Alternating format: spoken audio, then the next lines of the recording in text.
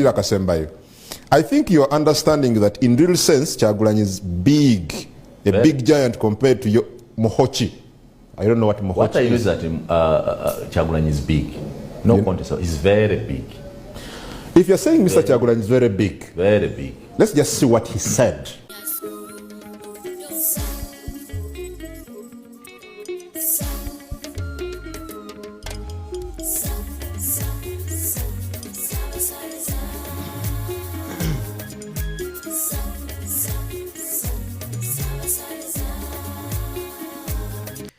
Olunaku olwaleero ab'ekibiina kya National Unity Platform nga bakulembeddwamu Robert Kyagulanyi Ssentamu baakedde mu bitundu by'e Kabale era ng'eno namungi w'omuntu basanze abalindiridde ku makubo. Okusoomoozebwa nneeno kubadde kungi nnyo olw'ensonga nti poliisi yasose n'erinnya eggere oba olyawo mu ntambula zaabwe. Ntambula zitya? Babalemesezza okubeerako oba olyawo ebifo eby'enkizo bye bakiseesinga era nga Bobi Wine agenze okwogera ayogeredde na wakati mu luguudo wakati wabula nga bba abantu ababadde bangi okukamala okusobola okwaniriza omuntu waabwe Robert Kyagulanyi Ssentamu known as Bobi Wine wabula tetugenda kubanga twogera ku nsonga eyo yokka tugenda kwogera ku First Lady Barbie Itungo Kyagulanyi Ssentamu yabadde wali e London era nga yatuuseeko ne ku Sky News n'agenda maaso n'okubanga nnyonnyola eggwanga. Bobi Wine amusiimye n'akola posti nnambirira wali ku kibanja kya Facebook ne Twitter kwagenze maaso n'okubanga amwebaliza oba olyawo emirimu egy'enjawulo naye gyatuusaako engalo n'ebigambo byakozesezza byenzija okubanga nkuwa. Ngenda kuwa ku mbeera nga bwebadde nga abasirikale mukwano gwange baziiza Kyagulanyi Ssentamu okubanga ayogerako eri abantu b'e Kabale. Jjukira Kabale eno waliyo bantu bakiga ate nga bazze nga bagamba nti oba olyawo NUP teina buwagizi mbitundu byeno. Tugenda wuliriza ku maloboozi g'abantu ab'enjawulo nga boogera ku nsonga ku mbeera eyebaddewo nga Kyagulanyi Ssentamu ayingira Kabale ne mu n'okugenda ku radio. Byonna tugenda kubanga tubimanya era nga tubitegeera. Nzikiriza nkubuuzeeko nti osiibyeyo otya? Kansubire nti nosiibye bulungi. Buli omu okusinziira mu bitundu by'ensi gye muwangaalira na buli omu gy'asinzira okuba nga agoberera omukutu gwaffe. Eno ye DPTV Uganda and of course yenze Sajjime abeerawo kubanga mbatuusako ebintu eby'enjawulo. Olunaku olwaleero njagala tusooke butereevu nnyo oba olyawo ewa First Lady Barbie Itungo Kyagulanyi era nga sinaba kubanga nkuwa akatambi nkakasa akatambi kano wakalabyeko nenjagala tubeeko ebintu bye twongera okubanga tunnyonnyoka oba olyawo naawe atannaba kubanga ofuna omukyala omanye oba olyawo kika ki eky'omukyala ky'oteekeddwa okubanga ofuna okusinziira ku Barbie Itungo Kyagulanyi. Ebintu bingi abavubuka nga tuli myaka gyaffe emito oluusi bwe tuba tunoonya abaagalwa tunoonya abawala ab'obubina obunene tunoonya abawala abalabika obulungi tunoonya abawala abaakula obulungi nene twerabira amagezi mu mitwe.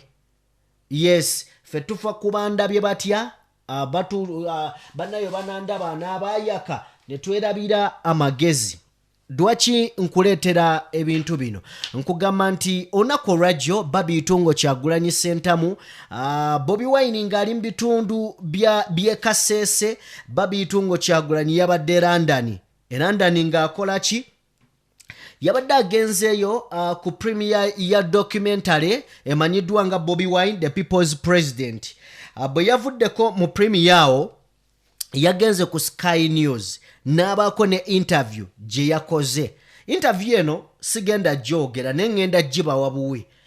Oba olyawo n'agenda okumaliriza katono nnyo kaddakiika nga 2 tusooke tukalabe onaagenda okumaliriza interview eno ng'otegedde kikyentegeeza oba oli awo atannaba kubanga ofuna otegeere bulungi nnyo kikaaki oba oli awo tuleme kubanga tutunuulira tufunye abakazi banne balina obubina bunene simanya beekolako nnyo basongola nnyo enjala n'ebintu ebiringa ebyo tuleme kufa ku beauty wabula tutunuulire n'obwongo bw'omuntu katusooke tufune Babiitungo Kyagulanyi then tujje tufune ebigambo bya Bobi Wine byagenze maaso n'okuba ng'ate awandiika ku mukyala we. Uganda bannange basebo ne bannyabuuka mbanjulire ba Alihila Holdings Uganda Limited bano bakafulu mu kuzimba mayumba agali ku mulembe, plumbing, electrical installation and general construction, biodigester septic tank and many more. Todda mu kukaaba nga ba Alihila Holdings Uganda Limited webali okukuyamba. Wabeetaaze n'ayagala okumanya ebisingakaawo kuba ku namba z'essimu eziri awo. Onaabafere oyagala kuteera mazzi mu nnyumba yo oba masannyalaze kuba ku namba z'essimu eziri awo oba otusange ku ofiisi zaffe ezisangibwa ku Grand Imperial Hotel. Jjukira yeffe ba Alihira Holdings Uganda Limited. Have it all. What do you say to that? The government may deny, but we have the international bodies properly saying that Uganda lacks the respect for human rights. The Freedom House has qualified Uganda as a non-free country. The Freedom House looks at the civil rights and political rights of a country to determine if they are free or not. So they have said that our political rights are 1 out of 4 according to their measurement. And then you look at what they have done to the United Nations human rights body in Uganda after 18 years. The office has closed. Museveni insists on having just one body, which is the Uganda Human Rights Commission, which is a body he chooses to have in position to be the only body that reports about human rights back home. It is because of the lack of human rights that World Bank has frozen credit to Uganda. So lack of human rights is a big problem back home, and it is not what we say, but it is what even the international bodies see. And even when you look at the national level, the Human Rights Commission, which Museveni put in position, has come up to say that the Uganda People's Defense Forces are the 3rd high ranking in violating human rights. So if you look at the body which is supposed to be protecting the people, being the leading in human rights violations, then you know it's no secret and it's not a propaganda and they are not lies. It is true and the information is out there. Would you like to see the International Criminal Court take more action? The International Criminal Court has a case which reported and we are waiting for hearing. Yes, they should take. Okay. Away from that side, njagala kubanga nkwongerayo onaku olwajjo nakulaze story yabadde ya Simon Muyanga Lutaaya bwe yavuddeyo n'agenda maaso n'okuba ng'ategeeza nti oba oli awo abantu abakuŋŋaanidde mu bitundu by'embalala okwaniriza Bobi Wine ekyo tekikola makulu si big deal era ne Alien Skin asobola bulungi nnyo okuba ng'akuŋŋaanya abantu abo wabula olunaku olwaleero bimwokereza wakati ku TV bimuokeza wakati live ku TV abantu bamuliddemu gangege. Njagala tufune akatambi ka Simon Muyanga Lutaaya bwe tukavaamu then ate tubeeko ebirala bye twongera okubanga tuwogera n'okulagako. Already commenting ndaba wano Moses Male agambye Simon Muyanga Lutaaya is foolish. Wow, with small money from the drunkard general. I thank him. If small money can reach me to say what hurts him, I congratulate myself. Moses Male. Moses Male, welcome to the club of fools. Charles Kyagulanyi agambye confused monga Simon. Wonderful. I now see who is campaigning for Kyagulanyi. Read more. Serugo Hussein Musa Simon oyinefutwa. Sina fubitizi kukojjange ddala nga ngenda kwera member wa First Family. Ronnie Kavuma agambye Katyembalala Bobi Wine yabagambye bubaka ki. We are getting to that. Tusime Yasin agambye Lutaaya you are a first for. I thank him. He's the second after me. Oba tukomao nga. Don't worry, you read. You read. twalikomye wano. I'm insulated from those feeble minds. Okay. Sami wa Bobi Wine agambye the same crowds once made him MP and you failed. Yes. Yes. Crowds can make. Musa Kizito oyo muyanga wa MK omusuubira kwogera ekyamagezi. Era bwe kibaayo nkyogera naye temunnakikola mu kindaga. Serugo who said Musa, you try it in your home district and see. Crowds in my home district? Yes. Oh Jesus, let him not dare me. Eri Kabaruka agambye, okay. Technology. Technology. Chuma chomzungu. Bagita touch screen. Once you touch. Bakuzara wa? Nakaseke. It's called a touch screen. Let's look at it again. Okay, we are back. Let me go through these messages again. Yeah. Onagambye ye agambye wano agambye nsonga za gwanga ate muleeta bya muhoozi. Okay. Onagambye kwe tuli tugoberera. Webale nnyo. Please keep those messages. Okay. Onagamba Keep moving. Emukutte project yamuyanga yakona. Shami wa Bobi naga Muhoozi had to promise karaoke, pilau, free musicians, offer money, etc. to convince people to come to his rallies, where he even failed to address people confidently. So whether alien skin, fresh kid, respect those people who can rally others to join. Ronnie Kavmaga mitolabanga bakusiriwaza kati all this now abamu abaza ebbugumu lyakulonda 2026 mugambe this time Museveni agenda ekyo kyekyamuleese embalala ye message. Okay. Simon aba abantu bewafuna baali bazze kulaba Lukwago siggwe bewafuna ekaliro bazze kulaba Lukwago siggwe Serugo bwagwe kisoboka okwana abo bazze kulaba Lubongoya so no. Okay. Muyanga is already NRM. He supports the dynasty. No, I will never. I am not NRM. I want to be categorically clear. I am not a member of the National Resistance Movement. I have never been received there. I've never been initiated there. I've never had any discussion with anyone joining NRM.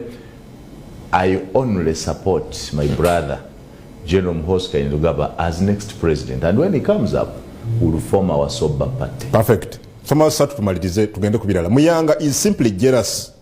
And by the way, that man is a failure. Bobi is far above you.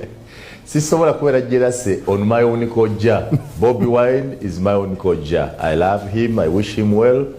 And I tell you, mwe nabanvuma kasita Bobi Wine yafuuka president. Nze mbasooka mu state house anze ndibaanirizanga kojja waliwo nani koze waliwo nombu simanyi Moses Simale gasiya twala. Foolish Muyanga Lutaya tamanyi abawagizi ba drunkard general bapangise with small money. Don't worry, we'll wait for the ballot. Okay. Two messages tugende kubirala. Onagamba Simon Muyanga Lutaya ekigaati kimunyiga. He's a political failure. They are looking for survival in NRM. Kanywemu ku lwekyo ekigaati. Oli ku kigaati. Ye bwabanga ekigaati akiraba n'akiyitako nze kankirye. Okay. Akadira akasembayo. I think you are understanding that in real sense Kyagulanyi is big. A big giant compared to your Muhochi. I don't know what Muhochi is. What I know is that Kyagulanyi is big. No contest. He's very big. If you're saying Mr. Kyagulanyi is very big. Very big. Let's just see what he said. Ebimu ku bigambo bya Kyagulanyi. Okay. Akeka katambi ebintu ebimu etubyogerako nga mugambo waayo abasajja bayinza okuba omusajja bawala na muwala nene dda. Simon omusajja oyo yali mugezi ebiseera we yakolera ku NBS yali musajja mugezi ne oba kiki ekyatuukawo barenwe si bye byatulese katugende mu maaso. Wekitiibwa Robert Kyagulanyi Ssentamu agenze mu maaso n'okuba ng'ayingira Kabaale n'amaanyi wabula wabadde ovaawo mpitewo nga ayingira Kabaale. Njagala tulabe embeera ebaddewo abamukiisa ebimotoka bya poliisi n'ebintu ebirala bingi wabula ng'abantu bo tolina ky'obagamba boogera kimu. Bobi Wine oba lulimi ki bo baagala kuwulira bigambo bya Bobi Wine. Kivudde ddaki poliisi n'etendewalirwa bwetyo n'emuleka ayitewo wabula ye kyakoze avudde mu mmotoka ate n'asalawo akwate adduke emisinde oba oliawo atambuleko n'abantu be wakati mu luguudo. Katusooke tulabe nga bamublokinze then tujje tulabe akatambi nga atambula n'abawagizi be.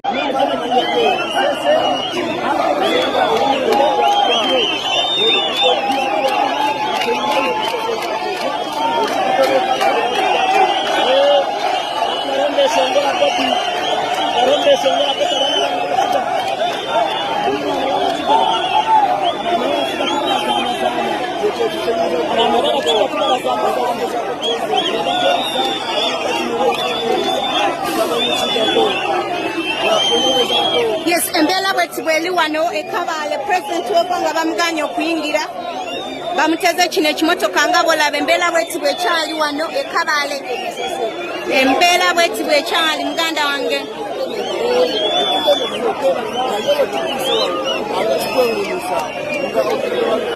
Okay.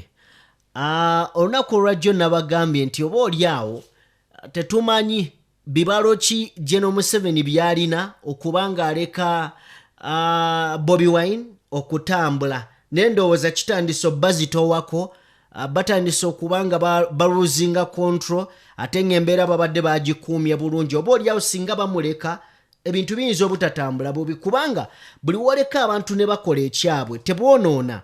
Ne buli wogezaako kubanga ato obateekamu embeera otandika engeri y'okubasabotaginga bajja kutandika okubanga boonoona ebintu. Kale nno byebyo ebiri sides eyo. Katufune ku mbeera ebaddewo nga Kyagulanyi Ssentamu atambulako n'abantu be tulabe ku ssanyu abantu lye bamulaze n'omukwano nga batambulamu ku street awo.